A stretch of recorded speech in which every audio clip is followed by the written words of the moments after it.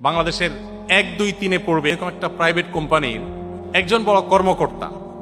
ওই অফিসে আমার একটা কাজ ছিল, ভাইয়ের সাথে একদিন দেখা হয়ে গেল। উনি আমাকে দেখে খুব আবেগ আপ্লুত হয়ে গেলেন। পরে ওনার অফিসে গেলাম, এক সময় গেলাম, চা খেলাম।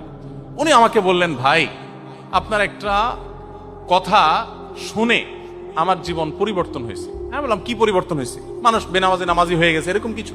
বললেন, না ভাই, আমার এমন এক রোগ হয়েছে যেই রোগ থেকে মুক্তির আপাতত কোনো উপায় নেই। দেশে দেশের বাইরে বিভিন্ন জায়গায় চিকিৎসা করে আমি নিরুপায় হয়ে গেছি এবং নিরাশ হয়ে যাওয়ার পর্যায়ে চলে গেছি। সবাই বলে দিছে যে না, আপনারা সুস্থ হওয়ার কোনো সম্ভাবনা নাই, যে কদিন বেঁচে থাকেন ভালো মন্দ খান। বলে যে কোম্পানির কাজ ছেড়ে রেখে আমি গ্রামে চলে আসছি এবং শুধুমাত্র অপেক্ষা করছি যে আমার কখন সময় শেষ হয়।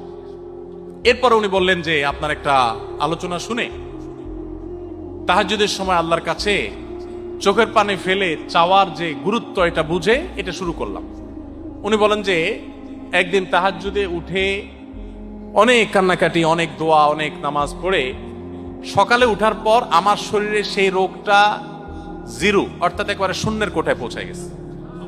চুল পরিমাণ কোনো অসুবিধা আমার নেই মনে হয়েছে।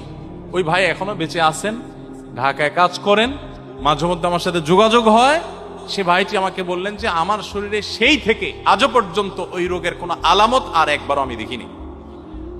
এবং তিনি বললেন যে ভাই, আমি যে কোম্পানি ছেড়ে আমি গ্রামে চলে গেছিলাম, আবার সে কোম্পানিতে এসে আমি কাজ করছি। আল্লাহ আমাকে সুস্থ করে দিয়েছেন।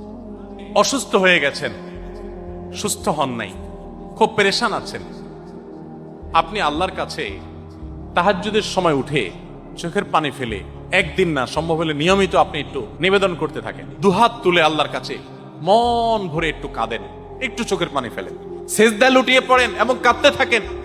আল্লাহর শপথ, আমি নিজেও এই তাহাজ্জুদের দোয়ার সরাসরি এফেক্ট আমার জীবনে বহুবার দেখার সুযোগ হয়েছে।